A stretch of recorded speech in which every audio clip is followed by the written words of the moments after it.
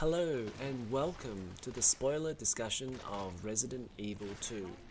I found that in my non-spoiler review, it was a bit difficult to talk more about the game without spoiling both the gameplay and the story. So I've decided to make another video, but this time it's not spoiler free.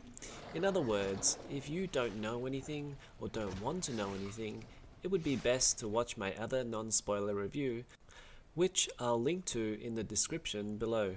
That said, I'll probably still keep story spoilers to only the first half of the game, which I think will cover a lot of what I want to say anyway. I think the best way for me to talk about RE2 would just to be list the things I really liked about the game design, so I've come up with a list of 10 things that I think RE2 does really well that seems contrarian to a lot of other games.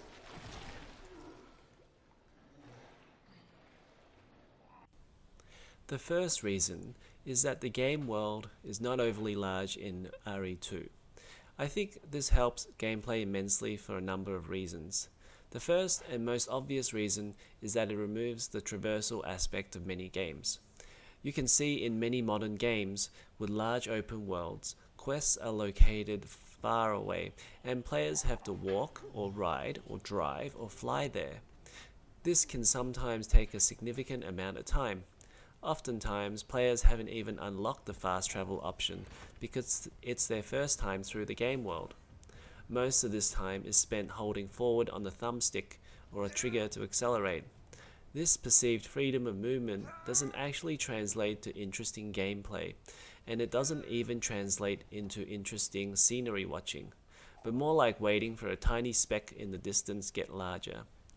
In RE2, the police station is not an overly large building, though once you open it up, there's still a lot to explore. But everything is really close together, so when you solve puzzles and take objects from one location to another, it doesn't take long to get around.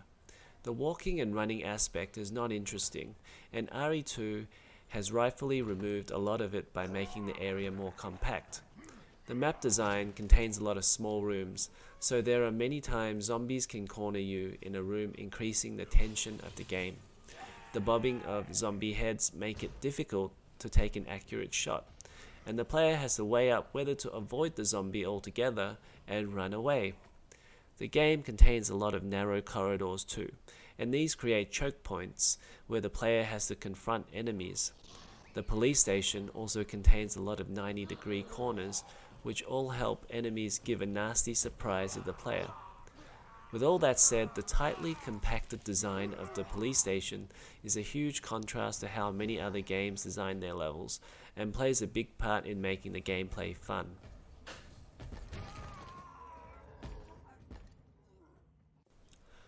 One of the most important aspects of the game mechanics in RE2 is that the game designers emphasize strategizing and planning as a key to having fun. So many games today are mindless entertainment where you can hack and slash enemies, but not a whole lot more. While that's perfectly fine if that's what you're in the mood for, RE2 philosophizes what makes games fun, and a large part is to execute plans and strategies as you make your way around the map. In RE2, the danger from enemies is ever present. Zombies can take 25% of your health or more.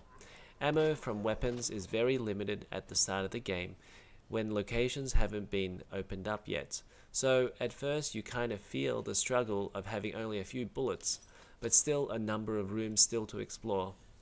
Not only are there zombies in those rooms, but there's also the threat of zombies that return from the dead that litter the corridors back to the save points.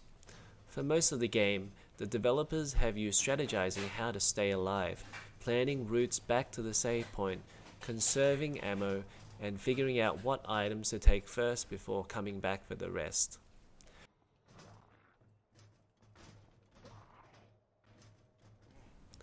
In relation to this, the game designers have cleverly designed the game so that the player has to continuously juggle priorities: health, ammo, puzzles, objects, inventory space, enemies, and the presence of Mr. X in some parts of the game.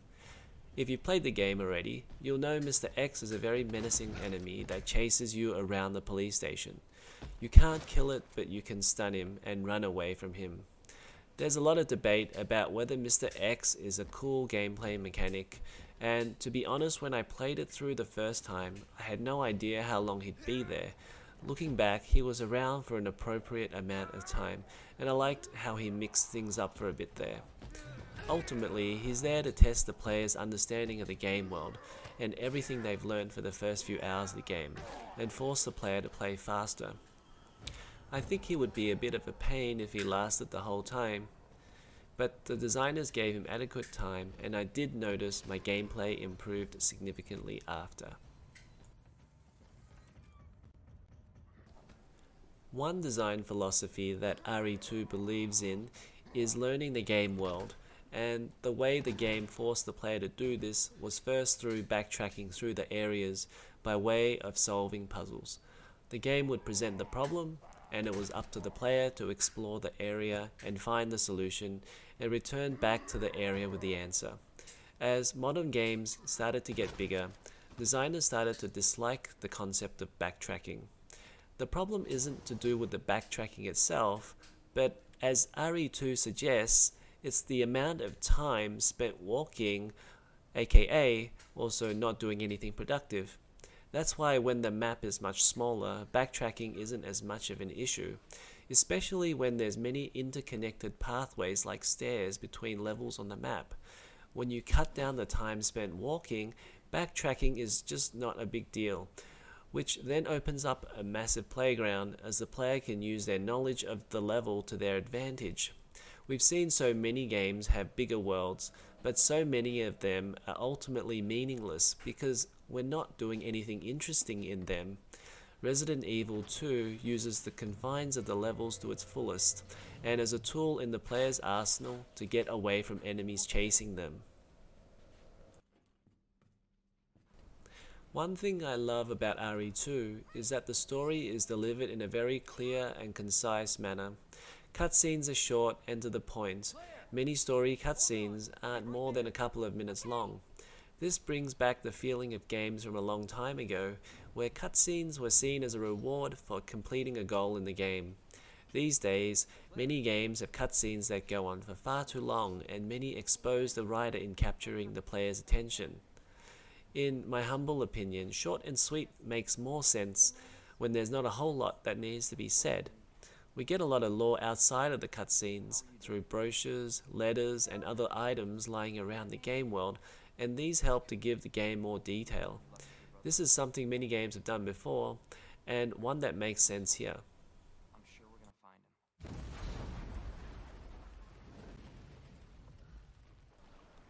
The game designers have chosen that uncertainty in the game is a lot more fun than certainty.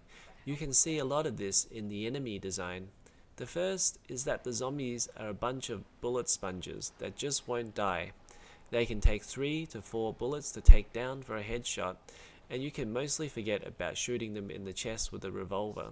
You never quite know how many bullets you need. Sometimes it's 1 and sometimes it's 4. Then there's always the issue of these things getting back up again multiple times, even without some limbs as they crawl over and try to grab you. This can get especially unnerving as you're trying to solve an environmental puzzle. I think there was one in the West office on the first floor where I had to read the nameplates on the desks while the undead were getting back up, and I had to run around the desks multiple times because I ran out of ammo. This ultimately serves the gameplay well, particularly when you don't know if they will get up or not. I've talked a bit about the sound design of the game in the non-spoiler review, but it really does add so much to the game mechanics. I didn't want to talk about Mr. X in that video, but here the sound design for Mr. X is really great. You can hear his footsteps as he walks past your door, and you can use that to sneak out in the opposite direction. There are also some safe rooms, like some save points in the game where he won't come in, so you can hide there and sneak out again. But in general, the sound design in the game points to a fun type of scary. The type of scare where you laugh about it afterwards as a zombie screams and pops out from behind a corner. It's not that psychological type of scary that you just can't touch the controller or walk into the next room. It's scary enough to make you want to walk slow, but it's not nightmare inducing, and I really dig that they aimed for that and succeeded. Speaking of Mr. X, I like how the game has some exploits to cheese some parts of the game. For example, I already mentioned how you can hide out in some save rooms to avoid Mr. X, which doesn't make sense logically speaking. There are some boss encounters and Mr. X himself where you can walk right past them after they've done an attack animation. Now, that happens in basically every game, but I was surprised that it's quite easy to do in this game. Another obvious one is just to run zombies around an object to avoid them, or kite them to a bigger area and run around them there. And I'm sure there's a lot of other exploits you can do in this game.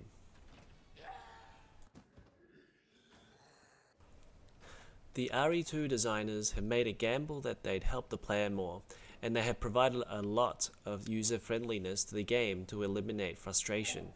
It's a reminder to all designers that frustration does not necessarily mean the game is harder, and probably most likely means gamers will drop the game faster.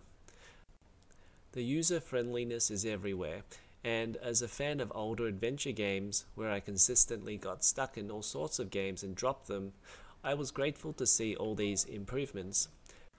Finally, after 30 years of adventure games, somebody decided to put these in.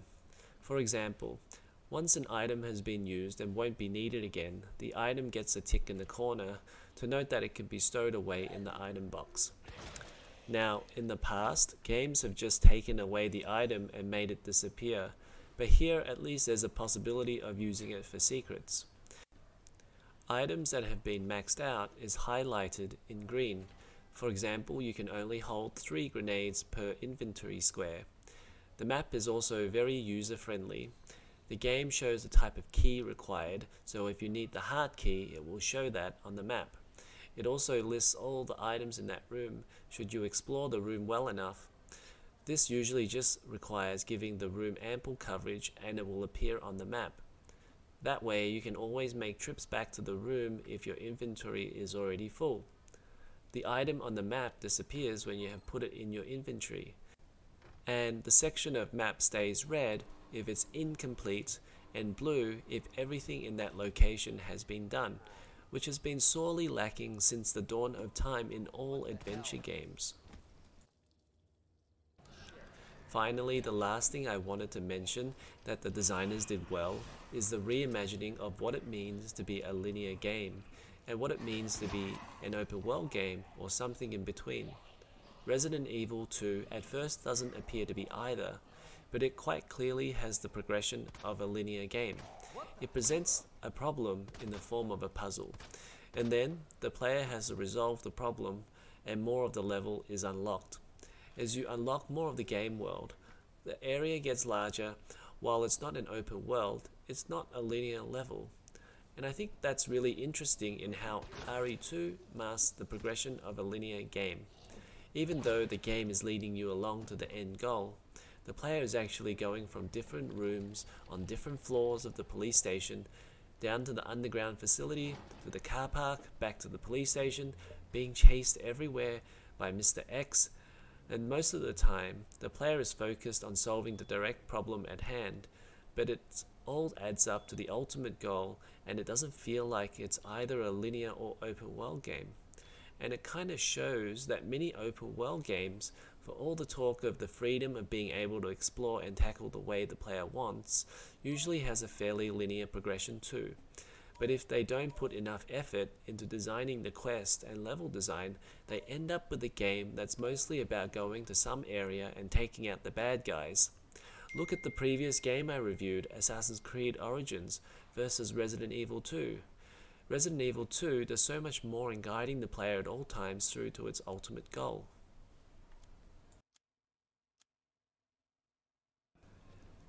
Above all, Resident Evil 2 is just a really fun game. I kind of wish that it only required one playthrough for the true ending. After you beat the game the first time, an option appears for a second run through, and if you beat it with the alternate character, you get the true ending. The second run is still very fun, and I really like the paths that were unique to the second run, but I think hiding the true ending behind a second playthrough is a little bit unfair, especially for someone like me with a limited amount of gaming time. It's still one of the best games I played in the last few years, and if you haven't watched my previous non-spoiler review, I gave it a 10 out of 10 and I highly recommend it. That's all for this review. If you like this video, please give it a like and subscribe to the channel. I do gaming news updates and reviews on this channel, so stick around and thanks again for watching.